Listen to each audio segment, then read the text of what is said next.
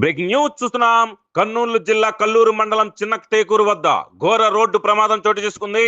హైదరాబాద్ నుండి బెంగళూరు వెళ్తున్న Volvo bus పూర్తిగా దగ్ధమైంది. వేకువజామున 3 గంటల ప్రాంతంలో వోల్వో బస్సు బైకును ఢీకొని మంటలు చెలరేటినా తెలుస్తోంది. ప్రమాదం జరిగిన సమయంలో బస్సులో 41 మంది వరకు ప్రయాణికులు ఉన్నట్లుగా సమాచారం. డ్రైవర్ అలాగే సహాయకుడు ఈ ప్రమాదం నుండి బయటపడినట్టుగా తెలుస్తోంది.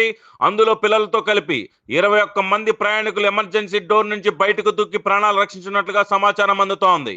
మిగిలిన 20 మంది స్పాట్ లోనే సజీవ దహనట్లుగా తెలుస్తోంది. కావేరీ బస్సుకు ఫిట్నెస్ గడువు ముగిసినట్లుగా తెలుస్తోంది. ట్యాక్స్, ఇన్సూరెన్స్, పొల్యూషన్ అన్ని గత ఏడాది ముగిసినట్లుగా సమాచారం. హైదరాబాద్ అరంగడ్డ చౌరస్తా నుంచి రాత్రి 11 గంటలకు బయలుదేరిన కావేరీ బస్సు తెల్లవారుజామున కర్నూలు దాటి బెంగళూరు వైపు వెళ్తుండగా జరిగిన ఘటన. ఈ ఘటనపై విచారణ సాధించిన రాష్ట్ర ప్రభుత్వం ఈ ఘటనలో వోల్వో బస్సు పూర్తిగా కాలిబూడిదైంది. ఈ ప్రమాదంలో గాయపడ్డ క్షతగాత్రులను కర్నూలు ప్రభుత్వ ఆసుపత్రి తరలింపు. ఒక డ్రైవర్ అదుపులో ఉండగా మరొకరు పరారీలో ఉన్నట్టుగా తెలుస్తోంది. ఫిట్నెస్ లేకుండా రోడ్డుపై తిరుగుతున్నా పట్టించుకునే మోటార్ వెహికల్ అధికారులపై చర్యలు తీసుకోవాలని డిమాండ్ వ్యక్తమవుతోంది.